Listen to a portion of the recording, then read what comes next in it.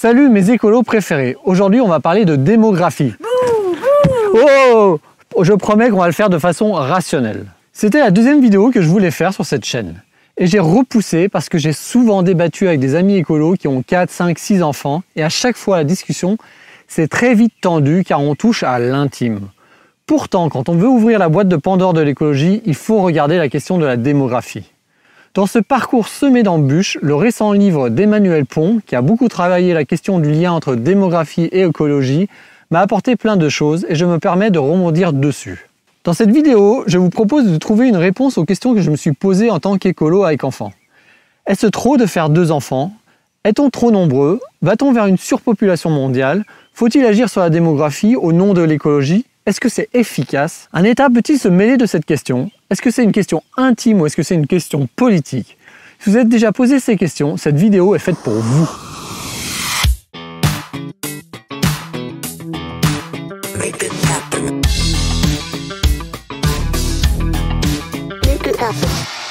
Quand j'ai vu la première fois cette fameuse courbe de la population mondiale sur les 12 000 dernières années, je me suis dit que l'agent Smith dans Matrix avait peut-être raison. On est un virus qui se déploie. Mais reprenons notre réflexion rationnelle et demandons-nous si cette fameuse courbe va encore monter. C'est le travail des démographes de le déterminer et ils ne sont pas d'accord entre eux. Sur le court terme, les projections sont assez fiables. Mais à plus de 30 ans, ça diverge sérieusement selon les institutions et les méthodes de calcul, comme on peut le voir ici, avec 3 organismes reconnus. Même l'ONU qui fait référence n'a pas de boule de cristal. Vous voyez la différence de projection entre 1981 et 2019. La courbe verte de l'Afrique et les roses de la Chine et de l'Inde n'ont rien à voir. Ces projections ne prennent pas vraiment en compte non plus le pic pétrolier dépassé, ni l'impact du réchauffement climatique, ce qui nous incite à ne pas en tirer des décisions politiques trop fortes sur le long terme. Car franchement, ça me paraît très peu plausible que l'on atteigne 11 milliards d'humains avec l'Anthropocène. J'utilise le terme décision politique sur la natalité. Et justement, quand je discute de ça avec des personnes, elles se sentent vite agressées car elles considèrent que non, c'est un choix personnel et que du coup, ils ne rentrent pas dans la sphère politique. Et à chaque fois, fuse comme une insulte « Ah, toi, t'es malthusien !» en référence à l'économiste Thomas Malthus, qui prenait une restriction volontaire des naissances afin que la croissance démographique reste en rapport avec la croissance des richesses. Personnage effectivement critiquable. Mais analysons un peu ça. Qu'on en ait conscience ou pas, il n'y a pas d'étanchéité entre le choix individuel de faire un enfant et le contexte politique. Très tôt dans l'histoire, la démographie a été un sujet pour les gouvernements. Ils voulaient soit la ralentir par peur de ne pas pouvoir nourrir tout le monde, soit l'augmenter pour être plus puissants que les pays voisins. En moins 403 avant l'ère commune, les Romains avaient appliqué une taxe pour les célibataires afin de les forcer à procréer.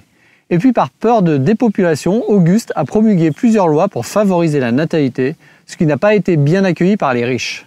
Au Moyen-Âge central, certains historiens avancent la question démographique comme moteur des croisades.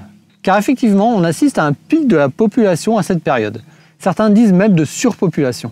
À la fin du 19e et au début du 20e siècle, les mouvements populationnistes, qui étaient majoritaires, défendaient un soutien de l'État à la natalité, car autrement ce serait la ruine économique et le désastre militaire.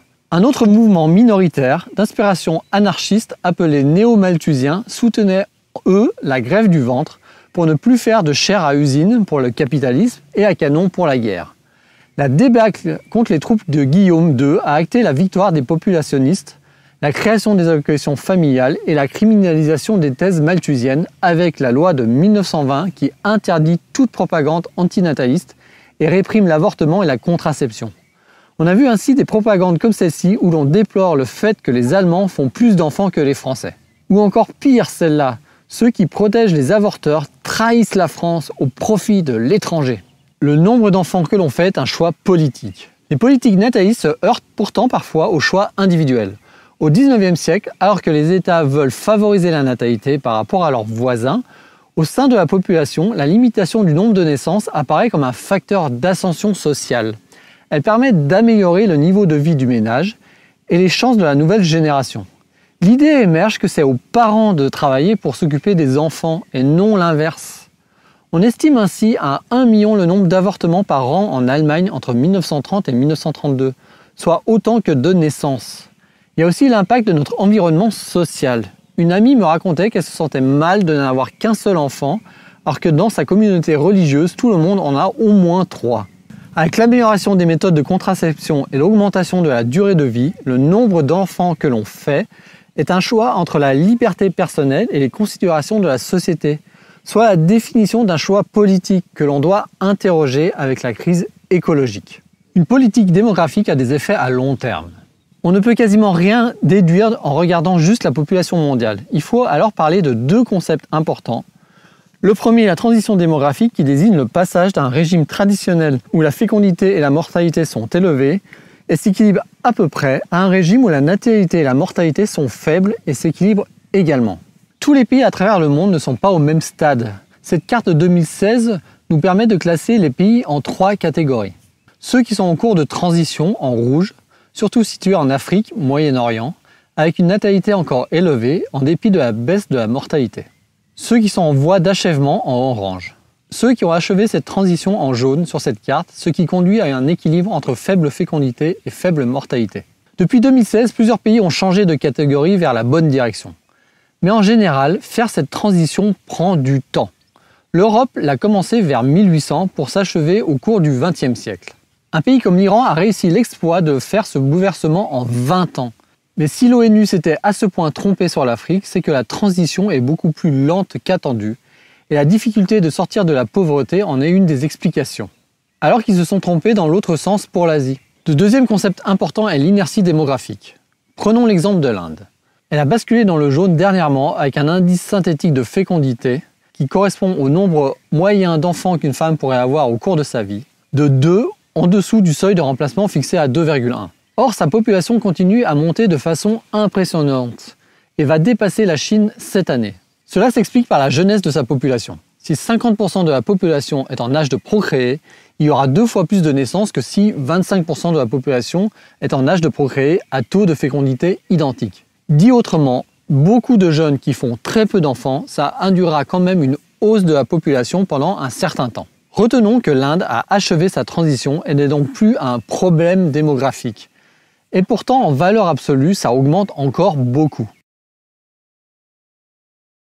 Très souvent, ceux qui font le lien problème démographique et problème écologique le font en accusant la hausse de la démographie dans les pays africains et asiatiques. Cette comparaison faite par le Tweetos Ledger montre bien l'absurdité de cette vision. Les seuls transports routiers des États-Unis émettent plus de CO2 que la totalité de l'Afrique. L'impact sur le réchauffement climatique des pays en cours de transition démographique est négligeable.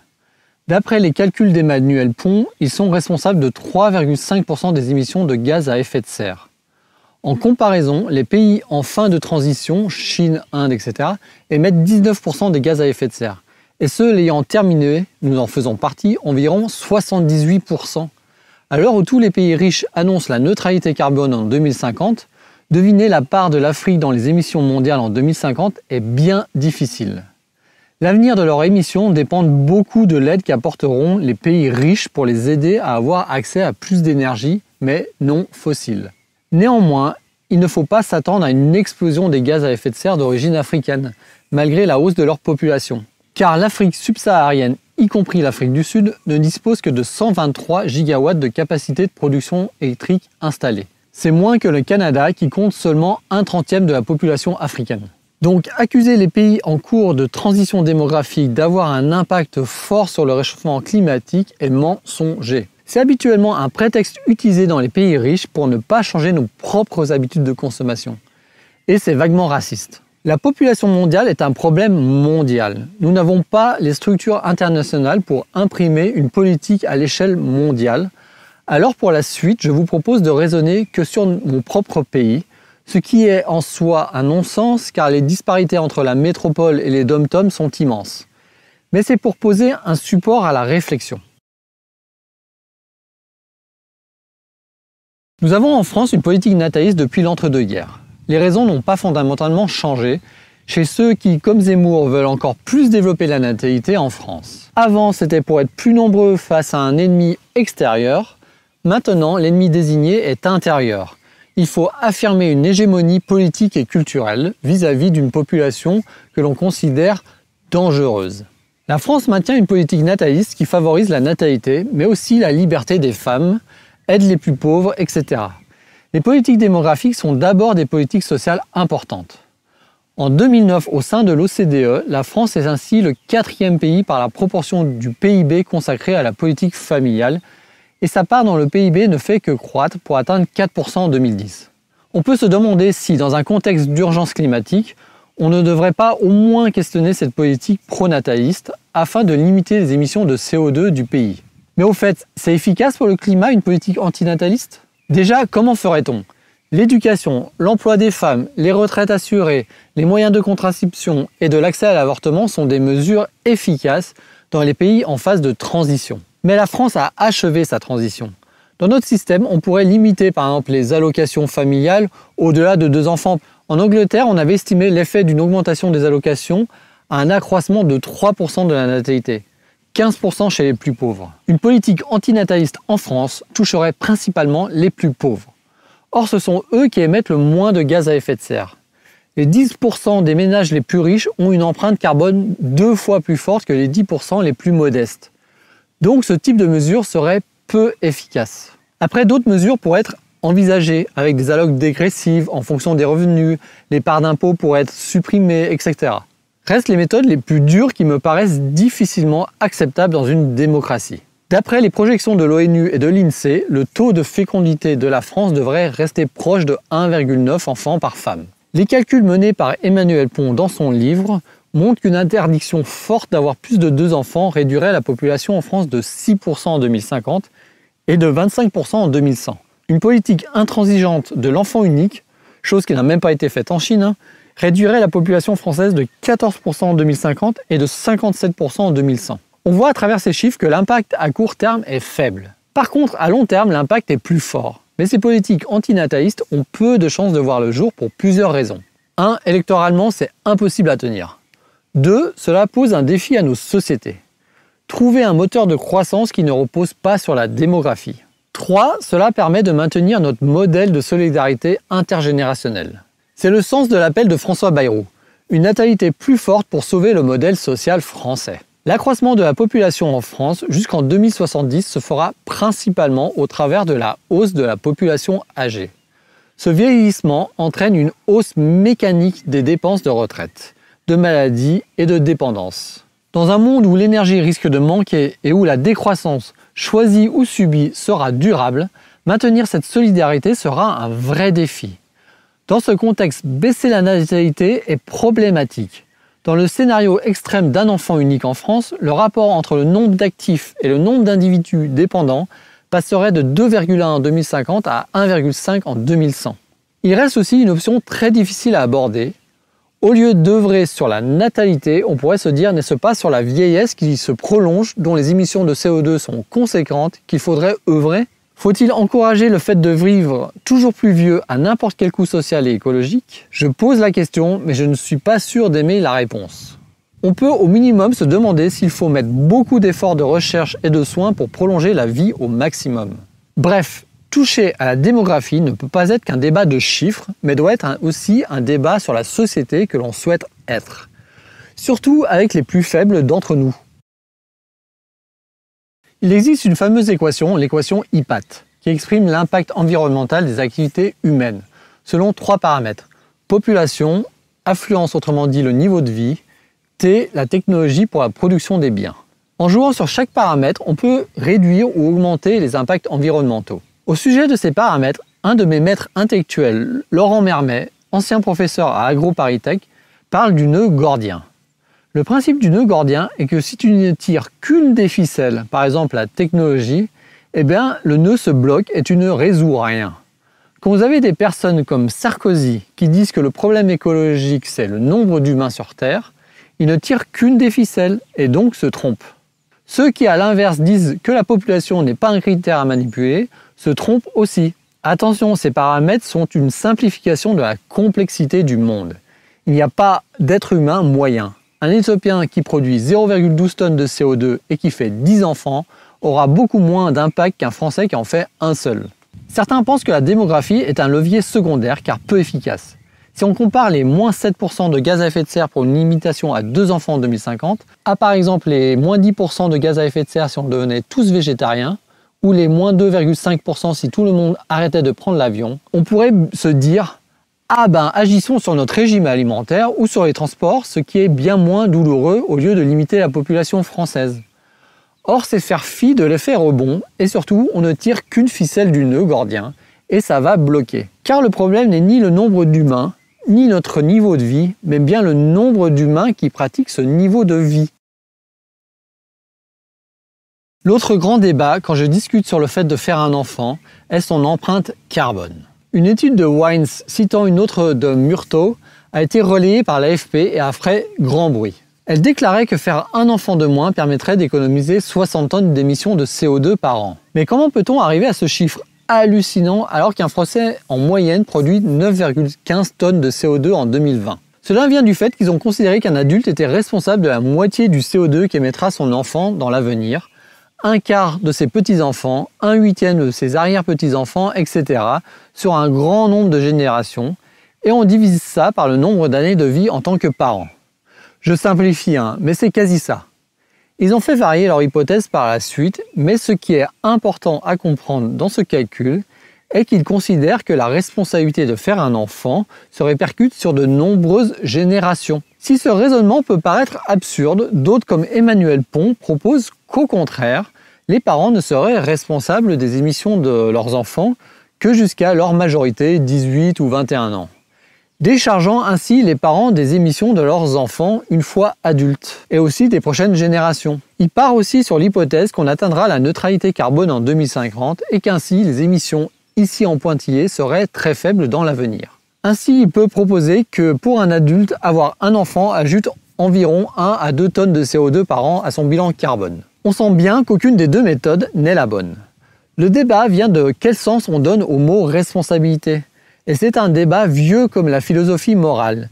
Ici, entre le conséquentialisme radical de Wines ou Murtaugh et le conséquentialisme soft d'Emmanuel Pont. Je vous invite à regarder la vidéo de Monsieur Phi si ce sujet vous intéresse. J'aime bien les débats philosophiques, mais rationnellement, on peut quand même dire que notre impact environnemental dans un pays comme la France, entre faire un enfant ou 6, ne sera pas le même dans 3 générations. On sent bien également qu'il est impossible de prédire comment nos enfants et petits-enfants vont vivre et consommer. Ils peuvent mourir jeunes, être stériles ou décider de ne pas faire d'enfants à leur tour, devenir consuméristes, voyager énormément ou pas du tout. Et pire encore, comment estimer les émissions de la descendance en 2300 sachant qu'il n'y aura plus de pétrole à cette date-là? Bref, le calcul est impossible. Or, je vois bien à quel point les personnes ont besoin d'avoir un chiffre et vont garder celui qui leur plaît le plus. Ce qui amène à des raisonnements foireux. Je n'ai pas fait d'enfant, donc je peux faire plusieurs voyages en avion par an. Ou j'éduque de façon écolo mes enfants, donc je peux en faire beaucoup. Il faut juste accepter qu'il n'y a pas de réponse chiffrée à cette question. Par contre, ce n'est pas parce qu'il n'y a pas de réponse qu'il n'y a pas de question. Oui, faire moins d'enfants a forcément un impact positif sur la pression écologique des humains. Est-ce qu'un chiffre doit changer votre choix? Il n'y a hélas pas que les rejets de CO2 dans les défis écologiques. Une équipe internationale de chercheurs a défini le concept de limite planétaire qu'il ne faudrait pas dépasser sous peine de ne pas pouvoir vivre durablement dans un écosystème sûr. Elles sont au nombre de 9 et 5 sont déjà franchies. Bien que tout modèle soit à prendre avec des pincettes, on retiendra que l'humanité détruit dangereusement son environnement au point de compromettre sa survie. Et selon les limites que nous observons, les conclusions sont très différentes.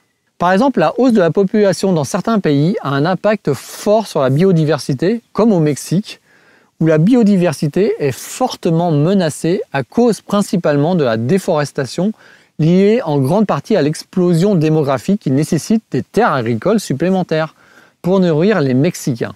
Ce sont par contre des effets locaux. Dans certains pays d'Afrique subsaharienne, le nombre d'enfants par femme est très élevé. Au Niger, on est à 6,82 enfants par femme. Le désir d'enfant déclaré par les femmes mariées au Niger et au Tchad y est supérieur à 9.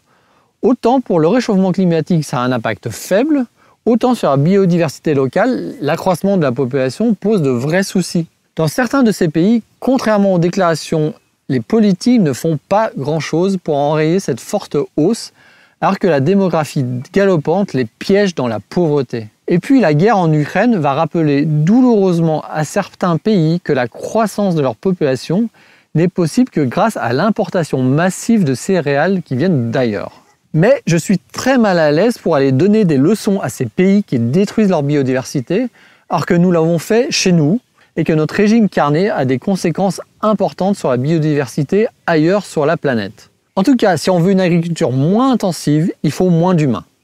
Je sais que certains diront, si on est végétarien, on pourrait libérer énormément de terres agricoles. C'est vrai, mais une fois que l'on a dit ça, c'est pas opérant. On se retrouve devant le même nœud gordien précédemment énoncé. Bref, sur cette vidéo, je me focalise surtout sur le réchauffement climatique, mais sachez qu'il n'est pas le seul élément à prendre en compte. Est-ce qu'à partir du critère des limites planétaires ou d'autres critères, on peut dire qu'il y a un risque de surpopulation ou qu'on est déjà en surpopulation? Prenons l'une de ces définitions courantes. La surpopulation se définit comme un excès de population par rapport à des ressources disponibles. Cette approche considère le reste du vivant comme une ressource. Donc, si pour que la population puisse subvenir à ses besoins, on doit tuer la majorité des autres êtres vivants sans que ça remette en cause notre survie, on ne considérera pas qu'il y a surpopulation. Si on prend une acceptation élargie, les choses changent. Voici Spoutine, un rat qui vivait à un moment dans mon faux plafond. Ce seul rat et sa famille me faisaient dire qu'il y avait une surpopulation de rongeurs dans mon habitat. Je ne suis pas en train de comparer les humains avec des rats. Je veux juste montrer que considérer une surpopulation a donc aussi une composante subjective. C'est justement cette composante subjective qui est le terreau des pires discours autour de la démographie. Certains cachent derrière le terme surpopulation une peur de l'immigration qui en résulterait, du déclin des Européens face à l'Asie et à l'Afrique, de la misère, etc. Mais quand on parle d'écologie, notre perception de la surpopulation et aussi de notre possibilité de faire un enfant supplémentaire dépendra de notre vision de la place de l'humain dans la nature. Pour certains, la surpopulation humaine est déjà là, dans le sens où la destruction des écosystèmes est déjà trop importante. D'autres font juste des calculs de la capacité de notre planète à tous nous nourrir et en déduisent qu'on a largement de la marge. Un ami cérèbre développe une idée intéressante. Si on regarde la définition de surpopulation dans Wikipédia, il y a le dépassement de population lorsque l'empreinte écologique d'une population humaine dans une zone géographique dépasse la capacité de charge de cet endroit. Un petit aparté pour dire que le concept de capacité de charge est assez foireux car il marche dans un laboratoire ou sur une île, mais difficilement au niveau de la planète avec des humains. Maintenant, si on regarde la définition de surconsommation, situation où l'utilisation des ressources a dépassé la capacité durable de l'écosystème. On se rend compte que la surpopulation et la surconsommation se recoupent beaucoup. On retrouve notre nœud gordien.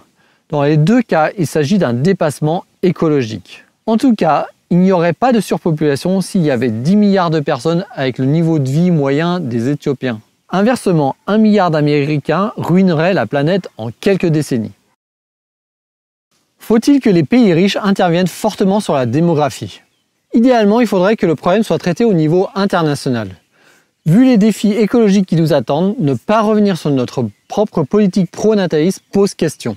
Mais là est toute la difficulté de la question démographique. À cause de l'inertie démographique dont je vous ai parlé, s'attaquer à la natalité est un tout petit levier à court terme. D'ici 2050, une diminution même forte de la natalité aurait un impact très faible au détriment de notre modèle social. Donc pour le court terme, de toute façon, la réponse est très peu dans la technologie, comme je l'ai abordé dans une précédente vidéo, ni dans la démographie. Il reste donc surtout le troisième levier, le niveau de vie. Ça tombe bien, c'est socialement plus acceptable et plus efficace que de toucher à la natalité ou à l'espérance de vie. Par contre, pour le long terme, le raisonnement est différent. L'argument disant que de toute façon la population mondiale va baisser toute seule, et donc ce n'est pas un sujet, me paraît foireux. De limiter à 2 enfants a un effet important sur le long terme. 1/4 de Français en moins en 2100. Et il n'y a aucune solution miracle pour nous sortir de la crise écologique. Il faudra se battre pourcent par pourcent et donc chaque levier doit être considéré. Les efforts à faire sont immenses. Plus on sera nombreux sur Terre, plus les efforts devront être grands. Mais attention, il n'y a plus de levier soft pour réduire la natalité française. Donc attention aux solutions hâtives. Derrière ces chiffres, il y a la question du modèle de société que l'on souhaite. Et à titre individuel, faut-il faire des enfants? Beaucoup considèrent que Faire le nombre d'enfants que l'on souhaite est un droit fondamental et intime. La situation écologique étant catastrophique, ne faudrait-il pas s'interroger individuellement sur ce droit de faire autant d'enfants que l'on souhaite? Le nœud gordien nous montre bien que d'agir sur d'autres leviers en étant par exemple super écolo nous exempte pas de limiter le nombre d'enfants que l'on souhaite. Et pour les jeunes qui s'interrogent d'en faire même un seul, je parlerai d'une anecdote décrite dans le livre de Peter Singer sur l'altruisme efficace. Il narre l'histoire d'un couple qui décide de donner la plus grosse partie de son argent pour sauver des vies à travers le monde. Le couple se pose des questions sur l'intérêt de faire un enfant. Car s'ils en font un, l'argent qu'ils dépenseront pour lui ne suffira plus à sauver des vies. Donc en gros, faire un enfant en tuera indirectement d'autres. Au final, ils font un enfant et elle raconte que le besoin d'enfant était important et qu'il leur donnait la force de continuer à mener leur combat. Je trouve que l'on peut mener le même raisonnement pour le choix individuel de faire un enfant vis-à-vis de la situation écologique. Je vous laisse vous faire votre avis personnel. J'espère juste qu'après cette vidéo, la question sera passée de combien d'enfants j'ai envie à combien d'enfants j'ai envie sachant la crise écologique qu'on affronte. Merci à mes très nombreux relecteurs pour cette vidéo car je ne voulais vraiment pas dire d'ânerie. Pensez à notre Tipeee si vous souhaitez soutenir l'initiative d'une écologie efficace. Et à bientôt. Tchuss!